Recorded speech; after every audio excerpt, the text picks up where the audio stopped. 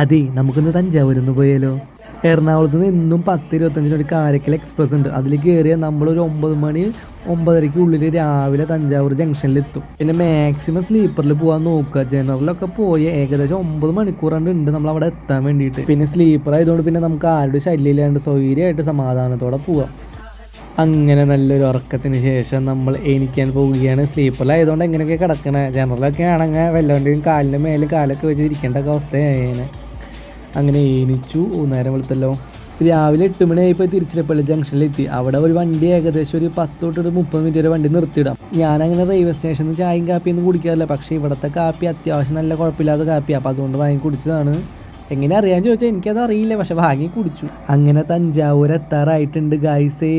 ചെറിയ വിശപ്പൊക്കെ ഉണ്ട്, സെറ്റാക്കാം. വീഡിയോയിൽ അങ്ങനെ തഞ്ചാവൂർ ജംഗ്ഷനിൽ ഇങ്ങനെ ട്രെയിനിൽ ഇങ്ങനെ പോണത് കാണണമെന്ന് വിചാരിച്ചു. പക്ഷെ അവിടുത്തെ ലേറ്റ് ആകാൻ കണ്ടില്ല. അതുകൊണ്ട് അവിടെ ഇറങ്ങിയിട്ട് നമ്മൾ വീഡിയോ എടുക്കുന്നത്. ഞാനിങ്ങനെ വീഡിയോ എടുക്കുന്നുണ്ട്. ആ പോലീസുകാർ ഇങ്ങനെ നോക്കി എന്താ അവിടെ എന്തിട്ട് ഇവർ എടുക്കണേന്ന് വെച്ച് നോക്കാം. അപ്പോഴാണ് കണ്ടത് തഞ്ചാവൂർ ജംഗ്ഷൻ. അപ്പോൾ പിന്നെ മൈൻഡ് ചെയ്യാണ്ട് പോയി.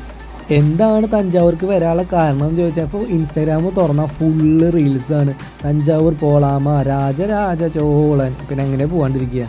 റെയിൽവേ സ്റ്റേഷൻ്റെ തൊട്ടടുത്ത് തന്നെ 25 രൂപയ്ക്ക് നമുക്ക് കുളിച്ച് ഡ്രസ്സ് മാറാനുള്ള ഒരു സൗകര്യം ഉണ്ട് കേട്ടോ. ഇപ്പോൾ റെയിൽവേ സ്റ്റേഷനിൽ ഇറങ്ങുമ്പോൾ റൈറ്റ് സൈഡിൽ തന്നെ ഒരു വെജിറ്റബിൾ റെസ്റ്റോറൻറ്റ് ഉണ്ട്. എൻ്റെ മോനെ സൂപ്പർ ഫുഡായിരുന്നു, എനിക്ക് ഭയങ്കര ഇഷ്ടമായി. പിന്നെ ഫുഡൊക്കെ കഴിച്ചിട്ട് നമ്മളെ ബാഗൊക്കെ അവിടെ ക്ലോക്ക് റൂമിൽ വെച്ച്, ക്ലോക്ക് റൂമിൽ ആകെ ഒരു ബാഗിന് 25 രൂപയുള്ളൂ. അത് കഴിഞ്ഞിട്ട് നമ്മൾ ബസ് കയറിയിട്ടാണ് പോകുന്നത്.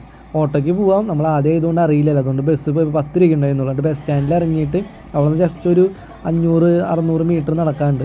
എൻ്റെ റൈറ്റ് സൈഡിൽ കാണുന്നത് ഇതാണ് തഞ്ചാവൂർ പെരിയ കോവിൽ. പെരിയ കോവിൽ എന്ന് പറഞ്ഞാൽ ബിഗ് ടെമ്പിൾ എന്നാണ് അതിന് പറയുക. തഞ്ചാവൂർ ബിഗ് ടെമ്പിൾ അടിപൊളിയല്ലേ? ഇനി അതിൻ്റെ ഉള്ളിൽ പോയി നോക്കാം. അങ്ങനെ റീൽസിൽ ഇപ്പോൾ ട്രെൻഡായിക്കൊണ്ടിരിക്കുന്ന തഞ്ചാവൂർ ക്ഷേത്രത്തിലേക്ക് നമ്മൾ എത്തിയിരിക്കുന്നു. ഒന്ന് പോയി നോക്കി നോക്കട്ടെ രാജരാജ ചോളൻ്റെ കലാവിരുദ്ധമൊക്കെ എന്തൊക്കെയാണ്. പിന്നെ ഇമ്പോർട്ടൻ്റ് ആയ ഒരു ടിപ്പ് ഞാൻ പറഞ്ഞു തരാം, അനുഭവം കൊണ്ട് പഠിച്ചാണ്. ദൈവത്തോർത്ത് ഒരു 10 മണി 4 മണി സമയത്ത് അങ്ങോട്ട് പോവാതെ ഇരിക്കാൻ മാക്സിമം ട്രൈ ചെയ്യുക. ഇൻ കേസ് പോവുകയാണെങ്കിൽ തന്നെ ഒരു കുടയോ അല്ലെങ്കിൽ എന്തെങ്കിലും ക്യാപ്പോ എന്തെങ്കിലും എടുക്കുക. അത്രയ്ക്കും വെയില മോനെ, സഹിക്കില്ല. നിങ്ങളിപ്പോൾ ചിലവരൊക്കെ വിചാരിക്കണ്ടോ ഞാൻ ഷോ ഇറക്കാൻ ഈ കണ്ണാടി വെച്ച് ഇറക്കണമെന്ന്. എൻ്റെ പൊന്നു മക്കളെ, അതുകൊണ്ടൊന്നുമല്ല. എനിക്ക് കണ്ണ് കാണാൻ പറ്റുന്നില്ല അവിടെ, അത്രയ്ക്ക് നല്ല വെയിലടിക്കണം. മറ്റുള്ളൊരവസ്ഥ എനിക്കറിയില്ല, എനിക്ക് അത്രയ്ക്കും ഭയങ്കര വെയിൽ വരുന്നത്. പിന്നെ റെയിൽവേ സ്റ്റേഷനിൽ വരുമ്പോൾ എന്തായാലും ഓട്ടോയിൽ വരാനൊക്കെ ഒന്നുകൂടെ നല്ലത്. കാരണം ബസ്സിൽ വരുമ്പോൾ 10 രൂപ ഉള്ളൂ. പക്ഷേ നമ്മൾ ബസ് സ്റ്റാൻഡിൽ ഇറങ്ങിയിട്ട് ഒരു 600 മീറ്റർ നടക്കണം. നല്ല വെയിൽ. അതിന് നല്ലതാണ് ഒരു 100 രൂപയുള്ളൂ. 100 പോട്ടെ, നമുക്ക് നമ്മുടെ മുഖത്തിൻ്റെ ഭംഗിയും ഇതൊക്കെയല്ലേ ഇമ്പോർട്ടൻ്റ്. ഞാൻ ഒരു കാര്യം പറഞ്ഞുതരാം, ഞാൻ ഒന്നും നോക്കാണ്ട് പോയിട്ട് എൻ്റെ മുഖവും എൻ്റെ മുടിയും ലാസ്റ്റ് അവിടെ നിന്ന് ഇറങ്ങിയപ്പോൾ 2 സെയിം കളറായി എന്നാണ് എനിക്ക് തോന്നണേ.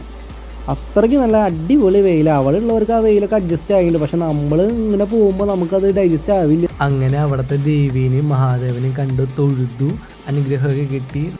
നമ്മളിപ്പോൾ ഏത് അമ്പലത്തിൽ പോവുകയാണെങ്കിലും നമുക്ക് കിട്ടുന്നൊരു പോസിറ്റീവ് എനർജി ഉണ്ട്. അത് നമ്മൾ ഏത് സ്ഥലത്ത് പോയാലും കിട്ടില്ല. അപ്പോൾ അമ്പലത്തിൽ ഒരു പ്രത്യേക തരം ഫീലാണത്. കാരണം നമുക്ക് അവിടെ ആരോടും ദേഷ്യമില്ല, വൈരാഗ്യമില്ല, ആരും പൊട്ടയാവണമെന്നില്ല. നമുക്ക് എപ്പോഴും അവിടെ നല്ലതാവണം, നമുക്ക് നല്ലത് ഉണ്ടാവണം, നമ്മൾ വിചാരിച്ച പോലെ നടക്കണം, നമ്മുടെ എല്ലാ ആഗ്രഹം നടക്കണം.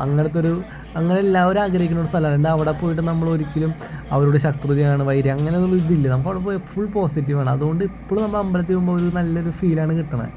പിന്നെ അവിടുത്തെ ചൂട് സഹിക്കാൻ പറ്റാതെ അത്ര വലിയ ചൂടാണ്. പക്ഷേ നമ്മൾ ചൂടാണെങ്കിൽ നമ്മൾ പോയിട്ട് കുറച്ച് വീഡിയോസൊക്കെ എടുക്കണമല്ലോ.